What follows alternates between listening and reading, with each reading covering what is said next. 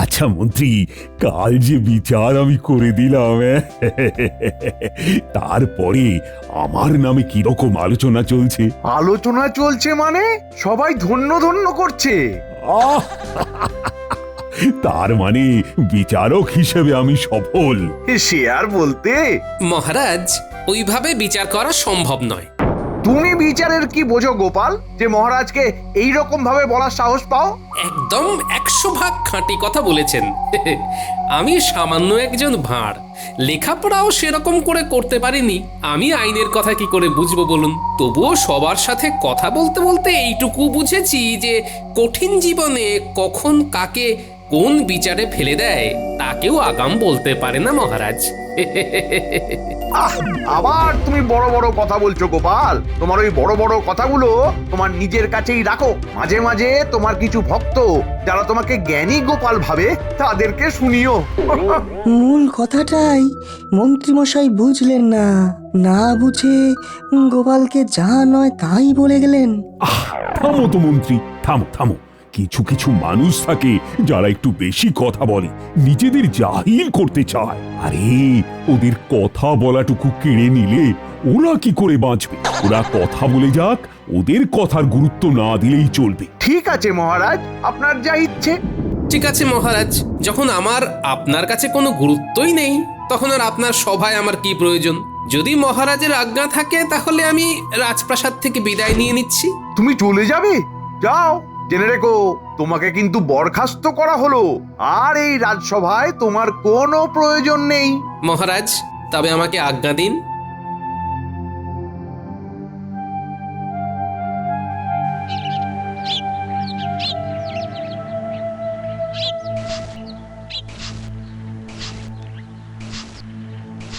কি গো, বলি তুমি চলে এলে যে?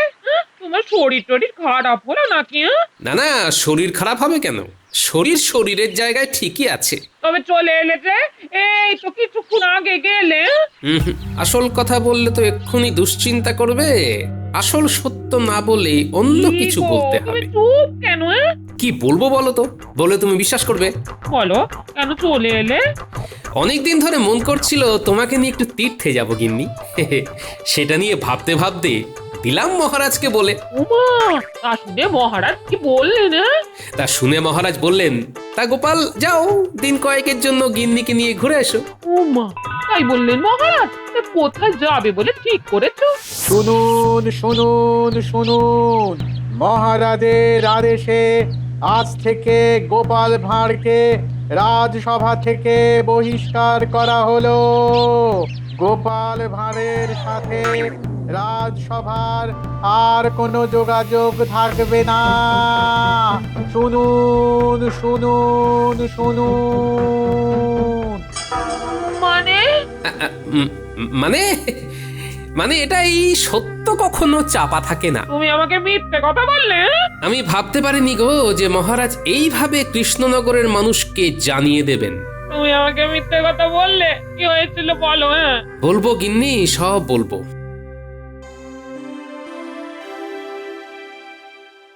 এইভাবে গোপালকে যে রাজসভা থেকে বহিষ্কার করে দেবেন এটা ভাবতেও পারিনি। ছি, মহারাজ পরে বুঝতে পারবেন যে তিনি কত বড় ভুল করেছেন। আসতে হবে গোপালের কাছে তখন, অহংয়ের বেড়া ভাঙবে যখন। বাহ, ভালো বললে তো সভাকবি। কি বিজ্ঞানী, তুমি চুপ করে কেন? কি ভাবছো? মহারাজ গোপালের কথা তাই বুঝতে পারেননি। গোপাল কিন্তু মহারাজকে কখনো এমন কথা বলেনি যে মহারাজ ছোট হন, এটাই ভাবছিলাম। এই রাজসভায় আর না, মহারাজ আমাদেরও চান না। চলো সভাকবি, আমরা একটু গোপালের সাথে দেখা করে আসি।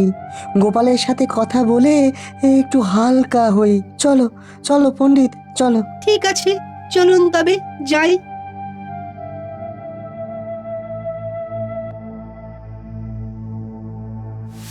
এই বেশ ভালো হলো, কি বলেন মন্ত্রীমশাই? নিজে যেচে পড়ে বংশদণ্ড নিজের ঘাড়ে নিয়েছে। আমি তো শুধু আগুনে একটু ঘি দিয়েছি। বেশ হয়েছে, এইবার রাজসভাকে মনের মতন করে গড়ে তুলতে হবে। কি সেনাপতি, কেমন লাগছে? বেশ একটু ফুরফুরে লাগছে না? হ্যাঁ, তার লাগছে না, খুব লাগছে। গোপালকে কি সহ্য করা যায় নাকি? মহারাজ নিজেই মাথায় তুলেছেন, এবার বুঝতে পেরেছেন যে জুতো পায়েই পড়ে, জুতোকে মাথায় তুলতে নেই।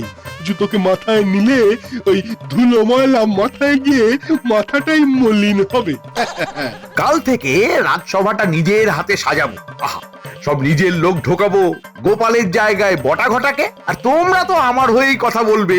হে হে, তোমাদেরকে নিয়ে আমার কোনো চিন্তা নেই। কিন্তু সভাকবি আর বিজ্ঞানী এই দুজনকে কিভাবে তাড়ানো যায়? তাড়িয়ে লাভ নেই, তাড়িয়ে লাভ নেই।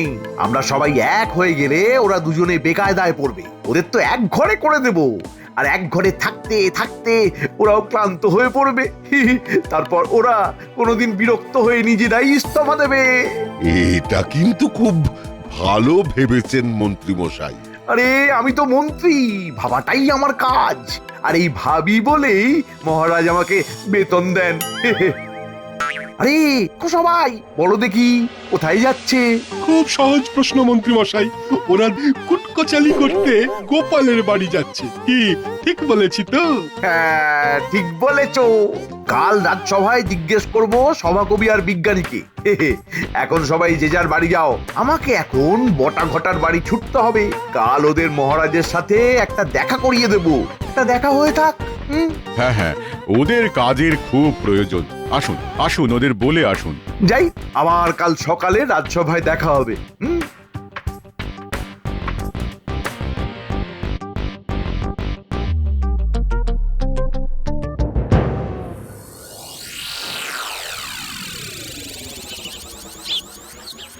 কি হে গোপাল, আছো নাকি বাড়ি? আরে এসো এসো বিজ্ঞানী, এসো। বাবা, পণ্ডিত এসেছে। বারে আসবো না? তুমি আমাদের বিপদে আপদে কিভাবে রক্ষা করো, আর তোমার বিপদে আমরা আসবো না, তা কি হয়? আমাদের বিপদে আর ভয় নেই। গোপাল যেখানে নেই সেখানে আমরাও নেই। হ্যাঁ, গোপাল, আমরা ঠিক করেছি কাল থেকে আমরা তিনজন রাজসভাতে যাব না। একদম ভুলেও ওই ভুলটা করো না বিজ্ঞানী। তোমরা যদি রাজসভায় না যাও তবে আমি খবর পাবো কি করে? মহারাজ যে একা হয়ে যাবেন। তুমি এখনো মহারাজের কথা ভাবো? আমাকে তাড়িয়ে দিলেও মহারাজকে আমি শ্রদ্ধা করি। মহারাজের কোনো ক্ষতি হলে রানীমার উপর তার প্রভাব পড়বে। ঠিক আছে গোপাল, রাখবো তোমার কথা। যতই থাকুক হৃদয় মাঝে তোমার জন্য ব্যথা। গিন্নি, কোথায় গেলে গো? দাও দাও, আমার সহকর্মীদের জল খাবার দাও। আমার এইসবের কি দরকার? সারাদিন পর আমার ঘরে এলে আমাকে অতিথি সেবা করতে দাও। ওই তো গিন্নি এসে গেছে। এই যে মুড়ি আর নারকেল দিয়ে মেখে এনেছি, সবার জন্য নয়। হ্যাঁ, আমের সময় আমরে দাদা, জামের সময় জাম, সন্ধ্যাবেলায় নারকল মুড়ি, ঠান্ডা করে ভুড়ি। এতদিনে একটা খবরের মতো খবর দিলেন বটে, মন একদম কিরকম ফুরফুরে হয়ে উঠলো। এবার তাহলে আমাদের মনোবাঞ্ছা পূর্ণ হবে। হবে মানে? হ্যাঁ, হয়ে গেছে। কাল আমার সাথে রাজসভায় যাবি। গোপালের জায়গায় আমি তোদের বসিয়ে দেব। মহারাজ মানবে কেন? মহারাজ হয়তো অন্য কাউকে ভেবে রেখেছেন। ভেবে রাখলেই হবে? আমার একটা মত আছে না, ওসব নিয়ে একদম ভাববি না। জানবি তোদের মাথার ওপরে মন্ত্রী আছে। ও মা গো, আপনি কি সুন্দর কথা বললেন, আমার প্রাণটা কেমন জুড়িয়ে গেল। এমনি ভাবে কেউ কোনোদিনও বলেনি। তার মানে কাল থেকে আমরা দুজনে রাজকর্মচারী। সকাল সকাল চলে আসবি, বুঝলি? তোদের প্রথম দিন তো, দেরি করা ঠিক হবে না। একদম চিন্তা করবেন না, আমরা সবার আগে ওখানে গিয়ে দাঁড়িয়ে থাকবো। হ্যাঁ, ঠিক আছে, আজ তবে আসি।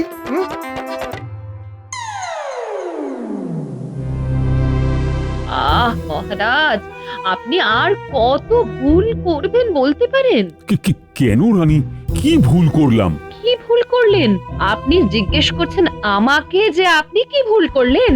মহারাজ, আপনি কি সত্যি মনে করতে পারছেন না? ও, তুমি কি গোপালের কথা জিজ্ঞেস করছো? অবশ্যই। আপনি কি মনে করেন আপনি ভুল করেননি? গোপাল না বড় অন্যের ব্যাপারে নাক গলায়। তার জন্য দায়ী কে মহারাজ? কে দায়ী? আপনি আপনি দায়ী মহারাজ। গোপালকে রাজ্যের সব কাজে জড়িয়েছেন, গোপালকে ছাড়া একটা দিন আপনি কল্পনা করতে পারেন মহারাজ? আমার ভুল হয়েছে, ঠিকই বলেছ। এবার গোপাল ছাড়াই আমাকে চলতে হবে। আমার অনেক সভাসদ, তাদেরও জ্ঞান আছে, আমার মন্ত্রী আছে, মন্ত্রীর মন্ত্রণা নেব না। আমার আর গোপালকে দরকার নেই। এত সংকট থেকে গোপাল যে এই কৃষ্ণনগরকে বাঁচালো, তার এই প্রতিদান। দেখো রানী, আমি কিন্তু গোপালকে চলে যেতে বলিনি। গোপাল নিজে থেকেই গেছে। কিসের অত উদ্ধত্ত? গোপাল আমার বেতনভোগ কর্মচারী। মহারাজ, আপনার ওপর দুষ্ট গ্রহের দৃষ্টি পড়েছে। আপনি তাই দিশাহীন মহারাজ। আপনি চরম বিপদের মধ্যে পড়বেন। আপনি গোপালকে আনুন। না না না, এই অনুরোধ তুমি আর করবে না। আমি রাখতে পারবো না। বাতি নিভিয়ে দাও, আমার ঘুম পেয়েছে। মহারাজ, গোপালের কোনো ঔদ্ধত্য নেই। ঔদ্ধত্য যদি কারো থাকে, সেটা আপনার। আর অচিরেই আপনার ভুল ভাঙবে। গোপালকে আপনার প্রয়োজন হবে মহারাজ, হবেই। এটা আমি মনে মনে জানি। মহারাজ, চিন্তার কিচ্ছু নেই। গোপাল গেছে বলে শোক করার দরকার নেই মহারাজ। আমরা সবাই এক একটা গোপাল। নিশ্চয়ই, তুমি আমার মন্ত্রী, তোমার বুদ্ধি কি কিছু কম আছে? গোপালের জায়গায় আমি দুজনকে ভেবে রেখেছি। মহারাজ, মহারাজ, দুইজন এসেছে। কি হলো প্রহরী, কিছু সমস্যা হয়েছে? দুইজন চাষি বিচারের জন্য দাঁড়িয়ে একে অপরের সাথে খুব ঝগড়া করছে। পাঠিয়ে দাও, মহারাজ প্রস্তুত বিচারের জন্য। মহারাজ, এই বিচার শেষ করে আপনার সাথে একটা বিশেষ আলোচনায় বসবো। কি আলোচনা? ওই যে তখন বললাম না, গোপালের স্থানে উপযুক্ত কাউকে গ্রহণ করতে হবে তো। গ্রহণ করব মানে? আচ্ছা ঠিক আছে, এই কাজটা হয়ে যাক, তারপর দেখছি। যথাজ্ঞা মহারাজ। বলো, তোমাদের সমস্যা বলো তো। মহারাজ, আমি একজন চাষি, চাষ করি, আমি পেট চালাই। এই মুকুন্দ আমার গরু চুরি করে নিয়েছে। কি আমি চুরি করেছি? মিথ্যেবাদী, খালি মিথ্যে কথা বলা। মুকুন্দ, ভালো হচ্ছে না বলছি। আমি মিথ্যে কথা বলছি না তুই মিথ্যে কথা বলছিস? আবার মিথ্যে কথা? থামো, তোমরা একে একে বলো। তুমি বলো, তোমার নাম কি? আগে যুধিষ্ঠির। কানা ছেলের নাম পদ্মলোচন। সকাল থেকে সন্ধে পর্যন্ত খালি মিথ্যে কথা বলে, তার নাম নাকি আবার যুধিষ্ঠির। দেখছেন মহারাজ? এই চুপ করো মহারাজ, বিচার করছেন। বলো, প্রথম থেকে বলো তো।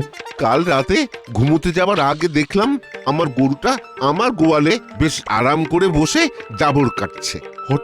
হঠাৎ একটা শব্দ শুনি, বাইরে বেরিয়ে এসে দেখি ও আমার গরুটাকে চুরি করে নিয়ে চলে যাচ্ছে। আমি চোর বলে চিৎকার করে উঠলাম।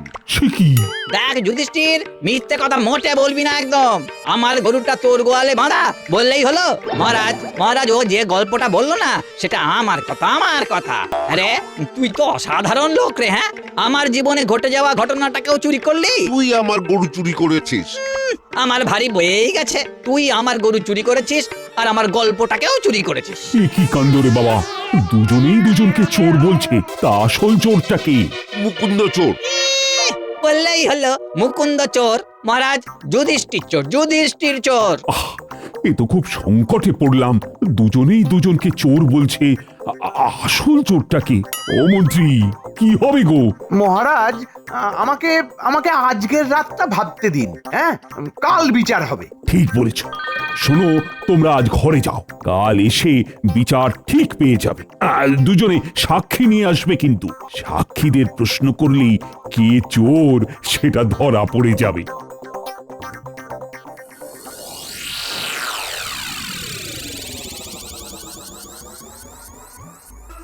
তাহলে আজ এই ঘটনা ঘটেছে। কাল ওদের সাক্ষী সাবুত কি বলে সেটা লক্ষ্য করবে সবাই। তারপর মহারাজ কি রায় দেন সেটাও দেখো। কি আর রায় দেবেন, আমি দায়িত্ব নিয়ে বলছি, কালকেও এই রায়দান মুলতবি থাকবে। হ্যাঁ, মহারাজ ধরতেই পারবে না। সবাইয়ের জন্য মুড়ি মাখা। হ্যাঁ গোপাল বউ, তুমি একদম নিশ্চিন্তে থেকো। হ্যাঁ, গোপালের ডাক পড়লো বলে।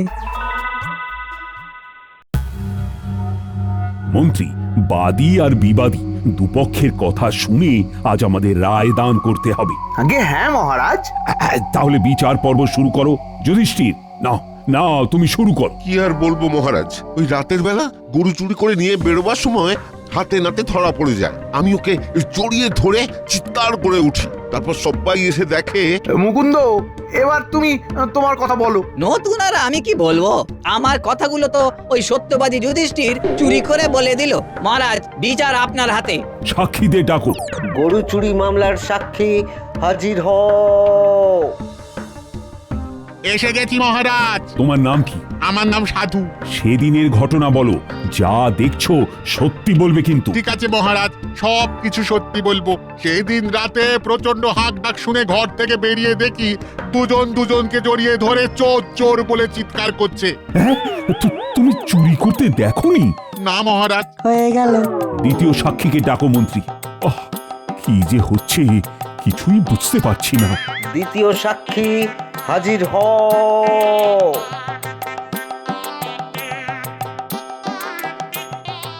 বলছে সভাকবি, মন্ত্রী মশাই হবেন ছবি। আগে আমি চরণ মহারাজ, সেদিন যা দেখেছি সব বলছি। তুমি কাউকে চুরি করতে দেখেছো? চুরি করতে তো দেখিনি, আমি চিৎকার শুনে বেরিয়ে এসে দেখি দুজনে দুজনকে ধরে চিৎকার করছে চোর চোর বলে। যা বাবা, কেউ তো কাউকে চুরি করতে দেখেনি, তাহলে বিচারটা হবে কি করে? আর কি গো মন্ত্রী, তুমি কিছু বলো। মহারাজ, মহারাজ, আমার সব গুলিয়ে যাচ্ছে, আমার সব গুলিয়ে যাচ্ছে, আমার মাথা কাজ করছে না মহারাজ।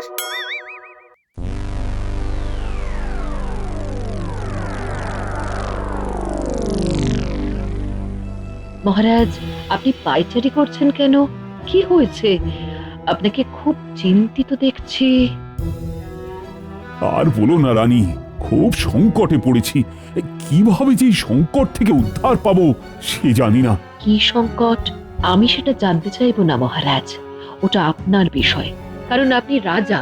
আমি শুধু আপনাকে একটা কথা মনে করিয়ে দিতে চাই, এই সংকট থেকে উদ্ধার পেতে কি গোপালের প্রয়োজন? গোপাল? না না, গোপাল কি করে আসবে? ও তো আমার রাজসভা ত্যাগ করেছে। আবার মন থেকে ডাকুন, লোক পাঠান মহারাজ, দেখবেন গোপাল ঠিক চলে আসবে। তুমি কি বলছো আমি ঠিক বুঝতে পারছি না। আমাকে গোপালের বাড়ি লোক পাঠাতে হবে? আপনি যদি সংকট থেকে মুক্তি পেতে চান, তবে আপনার মনের অহংকারকে সরিয়ে রেখে গোপালের বাড়িতে লোক পাঠিয়ে ওকে কাল রাজসভায় ডাকুন মহারাজ। আর সংকট যদি জিয়ে রাখতে চান, তবে আপনার অহংকারকে নিয়েই থাকুন। মহারাজ, রাত হলো। হ্যাঁ, ঠিক বলেছ রানী, আমি কাল সূর্য ওঠার সাথে সাথেই গোপালের কাছে লোক পাঠাবো।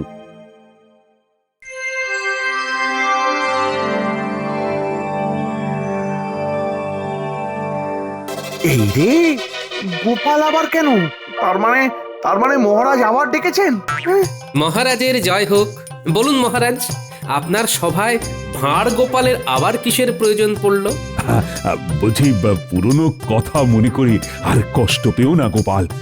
তোমার বুদ্ধি আমার খুব প্রয়োজন। আমাকে এই বিপদ থেকে উদ্ধার করে দাও। আপনার বিপদ আমি জানি, দুই চাষির মধ্যে কে যে সত্যি বলছে সেটা জানা যাচ্ছে না। হ্যাঁ গোপাল, হ্যাঁ। ওদের ডাকুন, আজই বিচার শেষ করে কে চোর বলে দেব। ডাকুন মহারাজ ওদের। প্রহরী, ওদের নিয়ে এসো।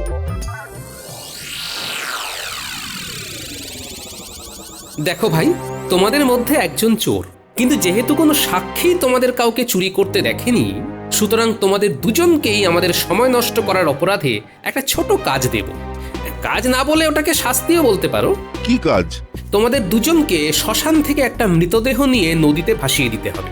তোমাদের জন্য একটা মৃতদেহ সাদা কাপড়ের ঢাকা দিয়ে রাখা থাকবে। তোমরা দুজন মিলে সেই মৃতদেহটাকে কাঁধে করে খালি পায়ে নদীতে ভাসিয়ে দেবে।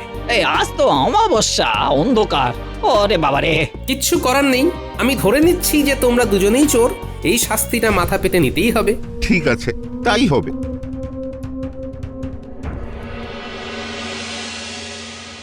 গোপাল, দেখি তোমার এই বুদ্ধিতে আমাদের কাজ উদ্ধার হয় কিনা। আমাদের রাত্রি পর্যন্ত অপেক্ষা করতেই হবে, আর আমার কথা মতো মহারাজকে নদীর ধারে লুকিয়ে থাকতে হবে।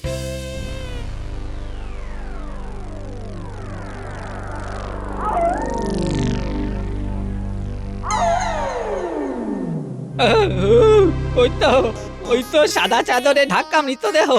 এই সবের জন্য দায়ী তুই। একদম মিথ্যে কথা বলবি না, তুই আমার গরু চুরি করতে গিয়ে ধরা পড়েছিস। হ্যাঁ, এখন কার না কার মৃতদেহ কাঁধে করে বয়ে নিয়ে যেতে হবে। তোল।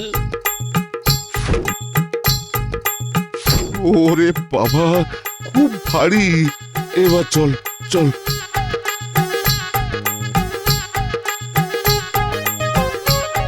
রে কেমন লাগছে? কে? যাকে ঘাড়ে করে নিয়ে যাচ্ছিস আমি সেই।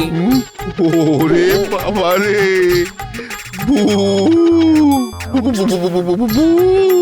আরে আরে, এই আমাকে ছেড়ে দাও। ওরে নামিয়ে রেখে চোট চোট। চুপ, আমায় নামালেই আমি ঘাড়া মটকাবো।